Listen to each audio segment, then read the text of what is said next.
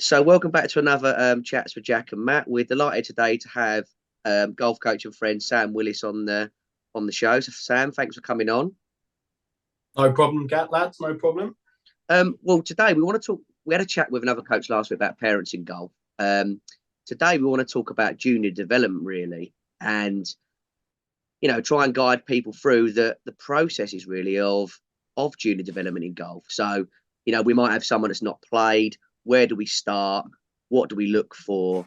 And really go with it that way. I mean, there's many different ways to go. But what would let's say, Sam, give you a scenario. You've got an 8-year-old lad, very sporty, never played golf before, but plays football, tennis, cricket, etc.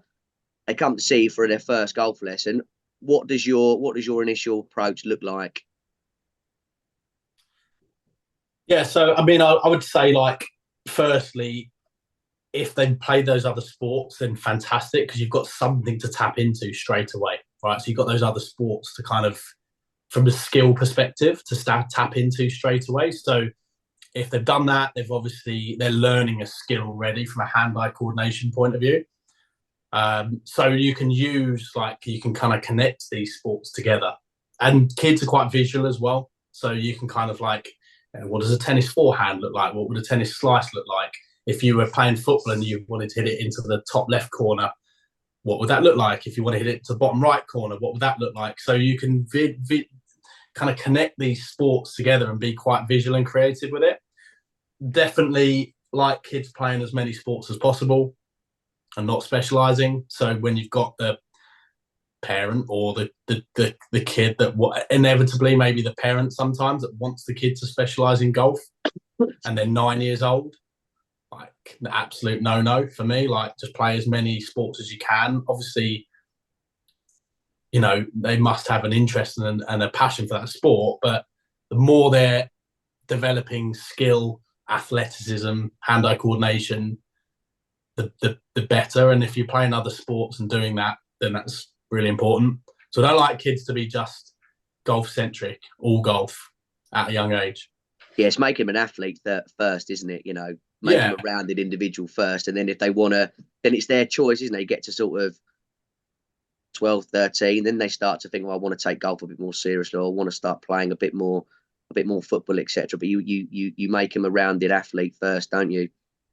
100%. And how many of the top golfers in the world, when you actually look, all sportsmen in general were really good at other sports. So you look at elite athletes or elite sportsmen, a lot of them are really good at other sports, or not just necessarily sports, activities in general. And the game has to be fun. Like, so, and I'd say, going back further, like, if I had a new junior golfer come to me, priority number one, keep them in the game. How do I keep this golfer in the game? How do I make sure this boy or girl wants to play golf and it's fun? So you can quite easily make that early mistake as a parent or a coach in going down a coaching kind of typical coaching route and put the kid off the game, right? Yeah, absolutely. Matt, what are your thoughts on that? No, absolutely. I totally agree with all of it. I think, like you said, the coordination, I think quite often we associate kids with being flexible as well and things like this, but quite often they're not. You ask a lot of kids to even just touch their toes and they can't even do it, like the amount of times you see silly things like that. But absolutely, the more sports they can play, the more development that they can do is only going to help their golf and whatever sport they decide to go down, isn't it? I think it's got to be fun, and as you say, get them playing it. And at some point, they will make a decision whereby they have an interest. That's what they want to do. And I think if you get them to that point and they want to do it, they start asking you more questions, becoming more time available to develop their golf or whatever sport they choose, isn't it? It's trying to squeeze everything in. Sometimes I guess is a problem for a parent as well. They want to play this sport, that sport, but absolutely develop as much as you can with as many sports as you can, really. Absolutely right. So let's say then you've got that 8-year-old we were talking about. They've come to see you for the first time. Let's say they now come and see you regularly. They've got to that stage where they've maybe joined a club. They start playing on the golf course maybe through the summer. Now they've got to 12, 13.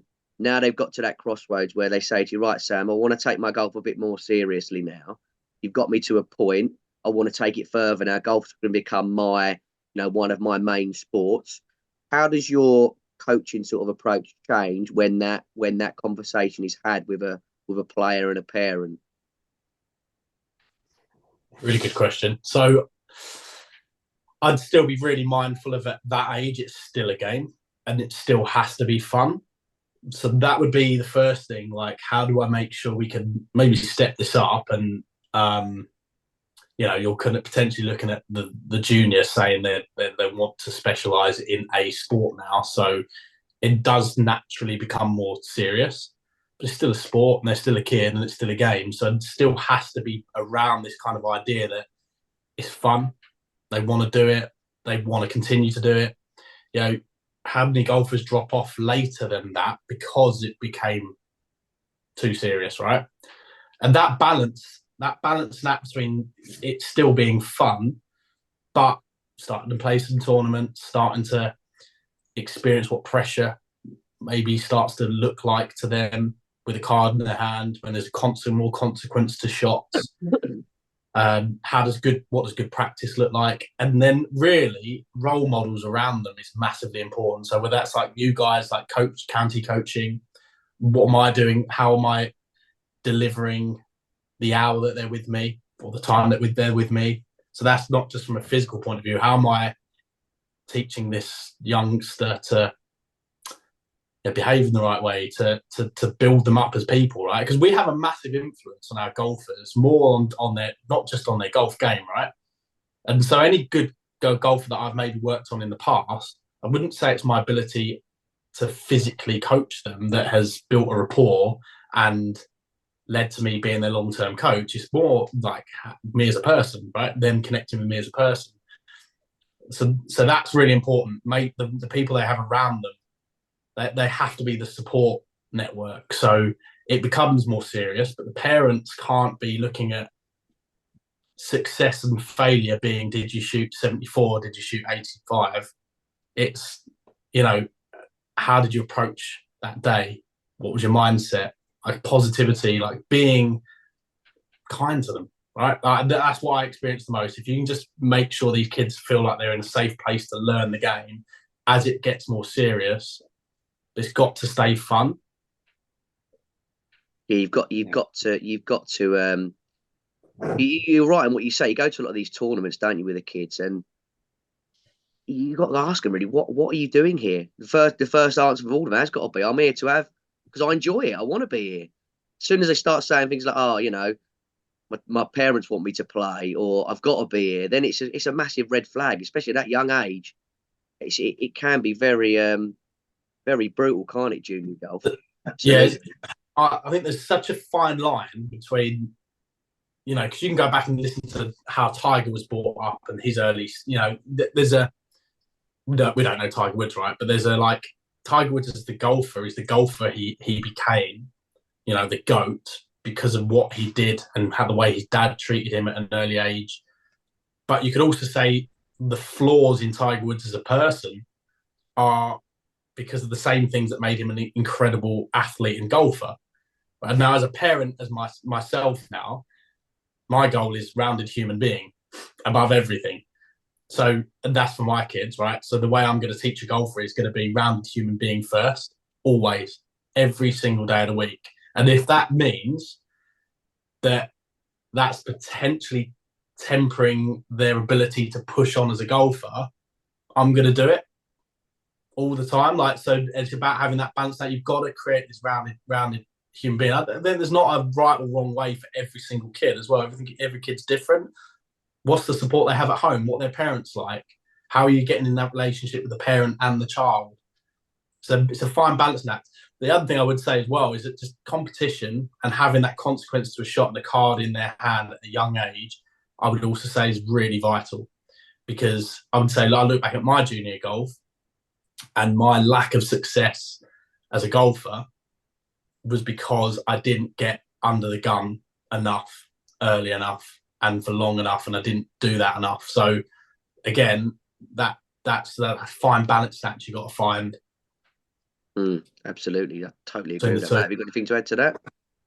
Absolutely. I feel like absolutely nailed it. I think it's one of those where You want that support network that their first exposure to playing in a tournament is they're going to put themselves under enough stress and enough, what do they expect as a junior, and if you've got someone in the background going, you haven't done this, you haven't done that, actually, are they going to want to do it again? It's easy to put them off, isn't it? And not want to experience that again. You need that, as you say, put your arm around them and create that network where actually, no, we'll learn from what happened. Let's analyze it. Let's see how we can improve. Not you shot 90 and it was terrible, because they're not going to want to come back, are they?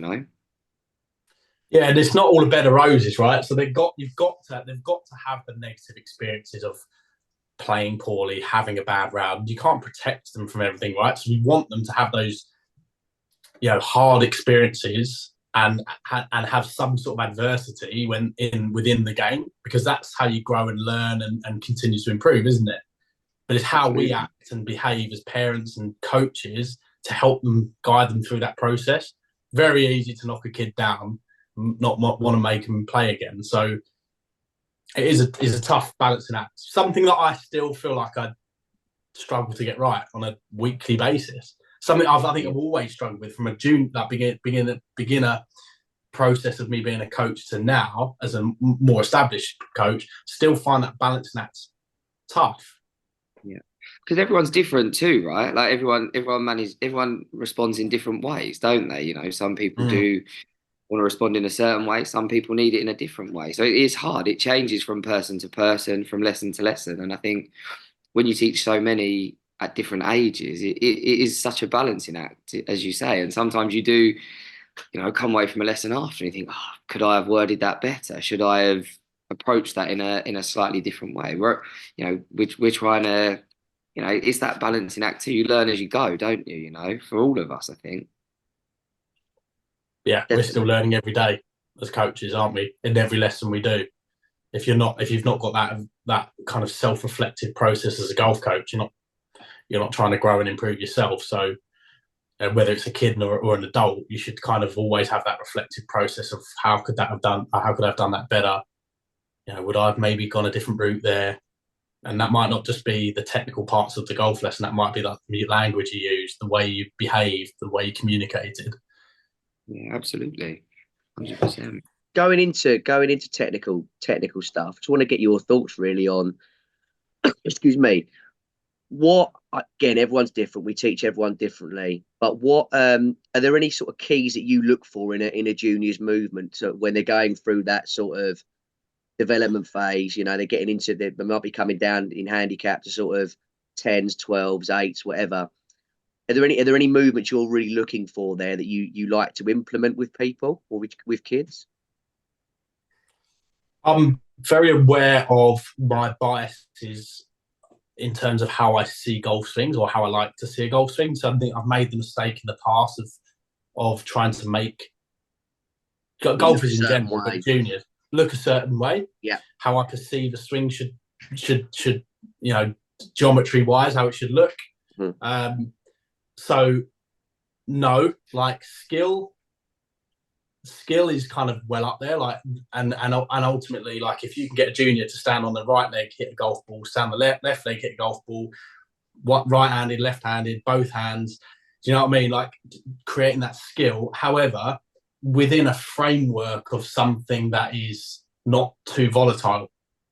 But as kids are growing, they're trying to create speeds. We know that speed's a very important part of junior development. Well, if you've got a kid that weighs 5 stone or 4 stone, they're trying to create speed, the geometry is going to look a bit all over the place, right? They're going to be jumping all over the place. They're going to be jumping off the ground. They're going to probably be getting hands high and levers all over the place. So you've got to, again, for me, it's trying to, how can you create that athlete, speed, skill within a framework that allows them to, you're kind of almost trying to control it to some degree. But we all know I've got golf swings looking or moving how I like them. Like it might be a 10-year-old, they have a growth spurt and it's like an octopus falling out of a tree again. And it's like, well, there goes my idea of technique at this age, because this guy's moving all over the place. So that stresses you out as a coach, because then you're like, well, was the last 6 months a waste of time? Should I have been doing something different? Could I have put energy into something else instead of technical pieces. So I think setup, understanding basics of setup. I like kids to understand ball flight quite early on. Like, why did the ball do that? How do we get, what happened to make the ball go that way? What happened to make the ball that way? So relationship of path and face, and a good understanding of where the face is in space. So, I do this exercise with kids sometimes where I might get the club face wide open and go, right, how would we deliver that to the ball and hit a shot that launches online? And then I might get the club face really shut. How might we deliver that to the golf ball and a shot online? So they're starting to work out where the face is and how they might have to then manipulate that to create a ball flight, which is very skill based. But then understanding, basic principles of how you stand, ball position, fundamentals in setup are really important. But the swing movements, you can kind of largely, I think that they'll settle down to a point as they get older, and then you've got a bit more of a baseline to be able to build. Yeah, I think you made a massively good point there. It's all skill based.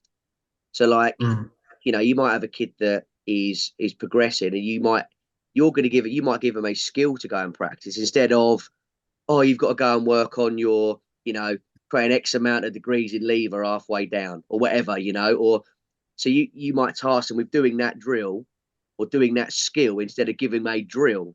And it's actually more motivating for them to stand there and try, and it's a bit of fun, isn't it? They're getting the face, as you said, wide open and trying to deliver the club face square at impact. It's a fun task to try instead of, oh, I've got to do this drill over and over and over and over again.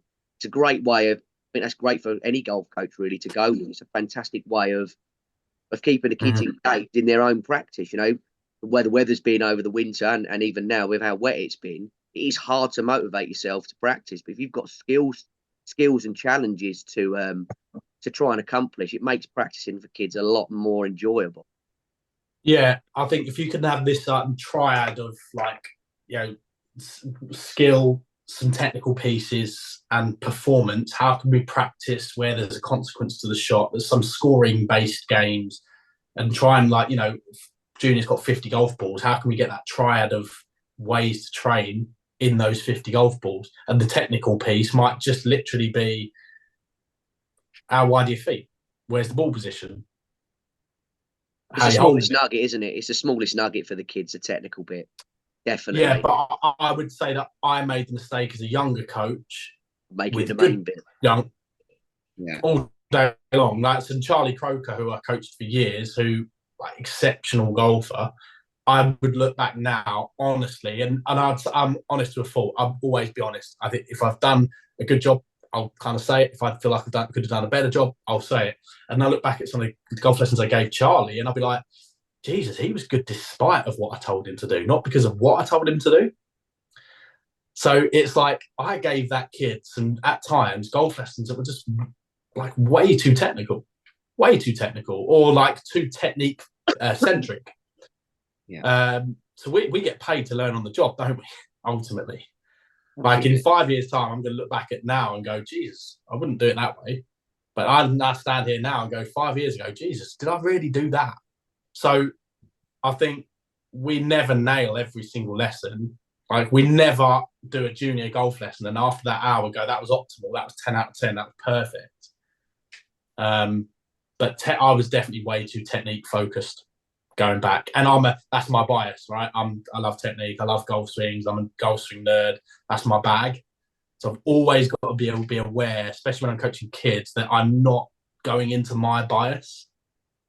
I think as well, as a coach, when you first complete your PGA and that early doors, you have all this knowledge as a coach, don't you? And you kind of want to show it off. I think we're all guilty of should be doing this, should be doing that, being technical. Where actually, like you say, you learn as you go, and you think actually we need to make this more fun. We need to encourage them, in different ways, not just throw. God, I learned about this. Let me get this across in that golf lesson. It is adapting to each one, isn't it? And learning as we go. I'd say my experience was different. I feel like looking back now, I came to Jack. We came out. I think we were the same year, graduated in the same year. I don't know, Matt, when you were, but bloody long time ago now. Yeah. Quite depressing. And I'd say I came out of the PGA not equipped. There you go.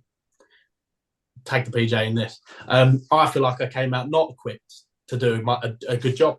I don't feel like I did. Like, I don't feel like I came out equipped enough to do a good job. I feel like my own learning off the back of finishing the PJ and the coaches I've spent time with has helped me more.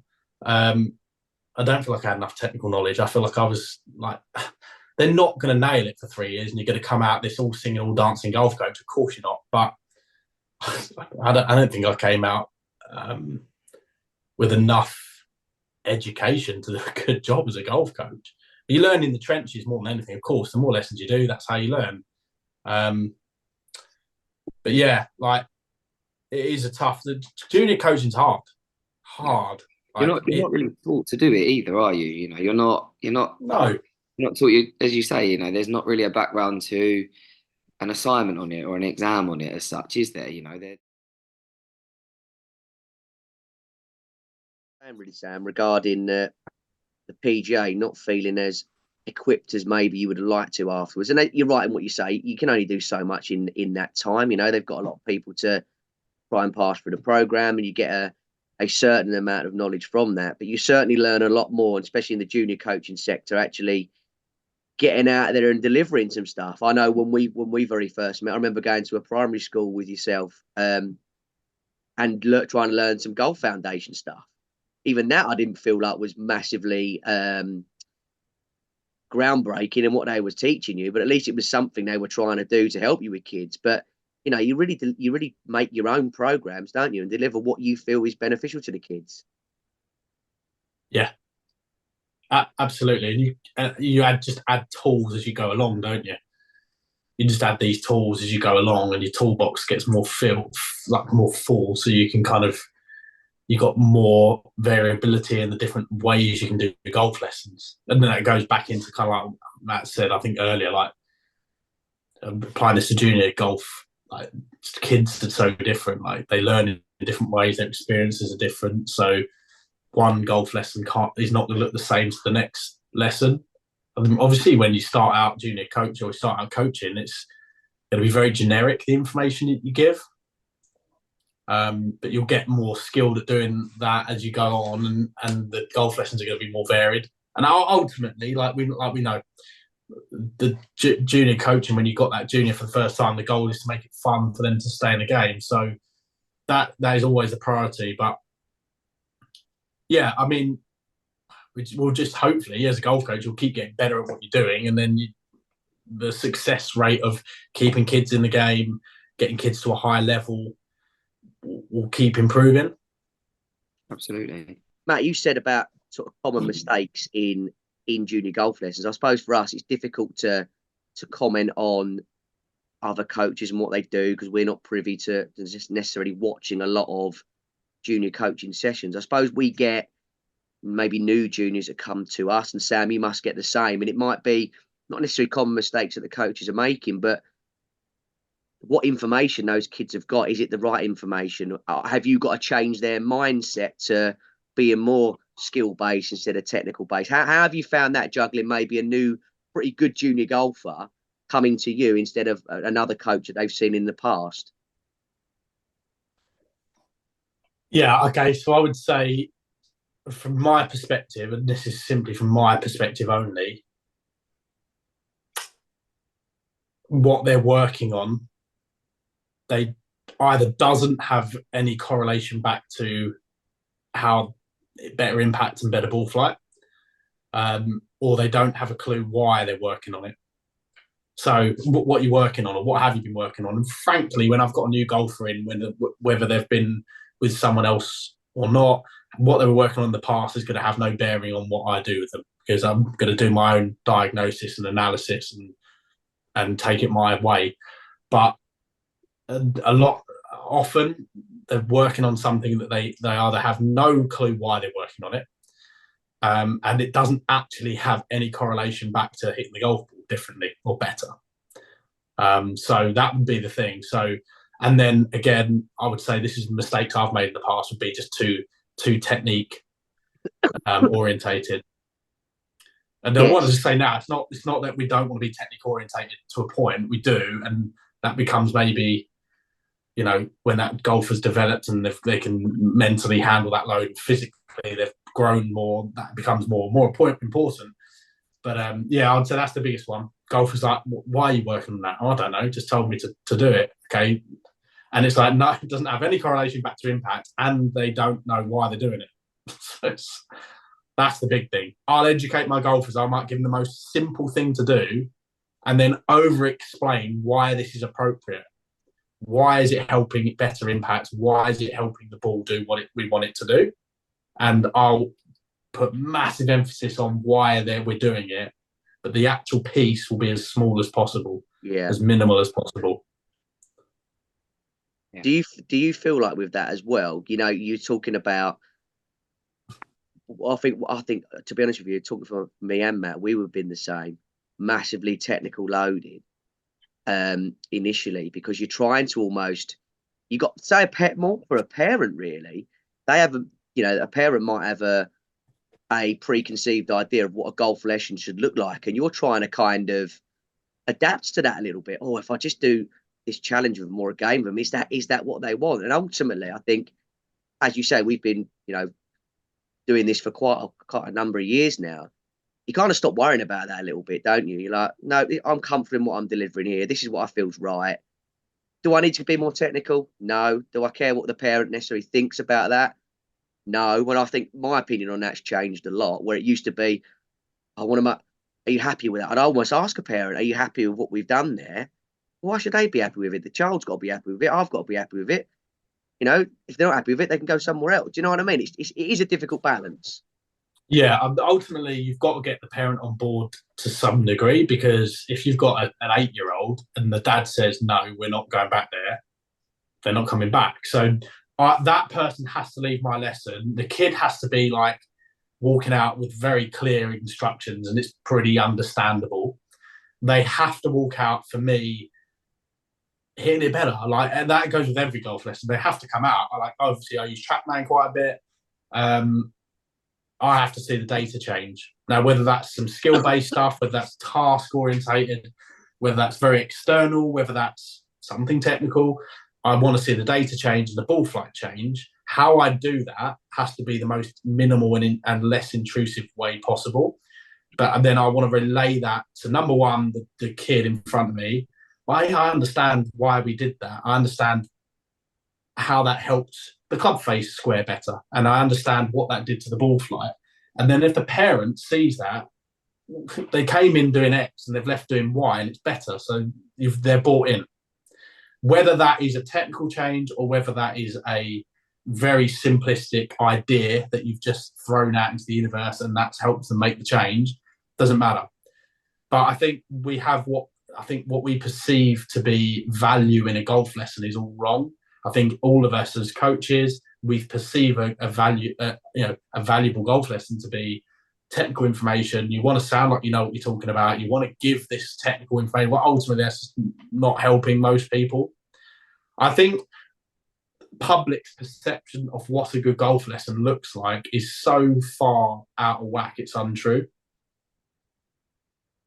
I'd agree with that, Matt. Would you agree with that? Mate, it is, isn't it? You're absolutely spot on. You are spot on. If you went down and asked all the players on the range just outside there what a golf lesson should look like, I'll get a drill to work on to make me better, and it will make me better quickly. Well, that's not always the case either. You're right. You should leave a golf lesson hitting it better. Absolutely, you should do, or it's certainly working on a path that is going to make you better. You're absolutely right there, but you're bang on in terms of people think it's all technique based. Where particularly with kids, it is more sort of game driven and score driven, and dealing with a little bit of adversity. I mean, we do a lot of kids group coaching, and it's very much a case of we're gonna do a challenge here, and you might not win. How do you deal with that? How do you deal with that as a child, having a little bit of a setback, even at 7 or 8 years old, having a little putty gone for a chocolate bar? You must do it with your guys on the track, man. They're doing some activities and they might not get it right, but it's okay to not you learn more getting it wrong than you do getting it right most of the time. Well, if not all the time, really. Yeah.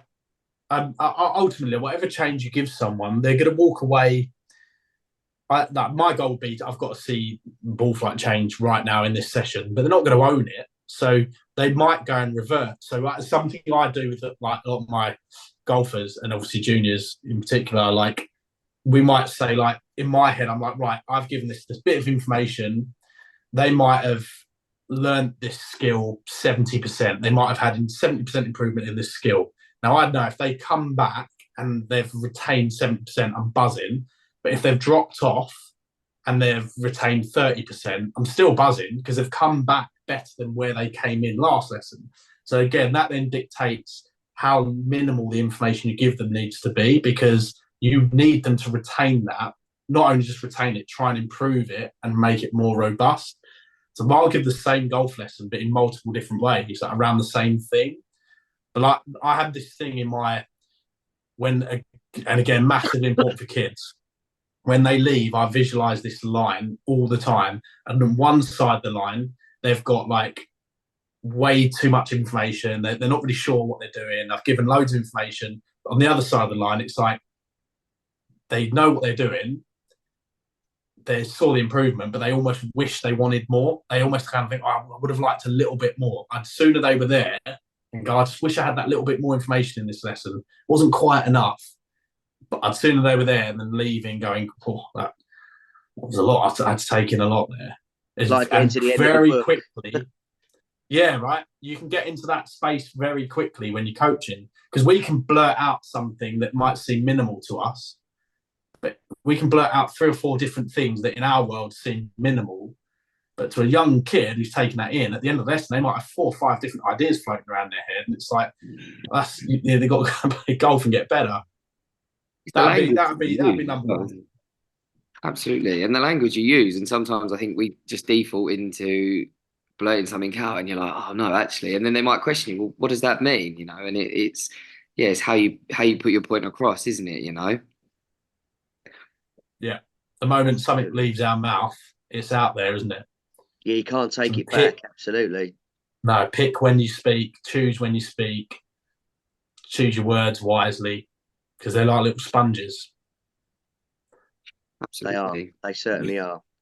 Right, without any more malfunctions on the Zoom, we'll leave it there. Sam, what's coming up for you in the next this year? What's your goals for the year with your business and things?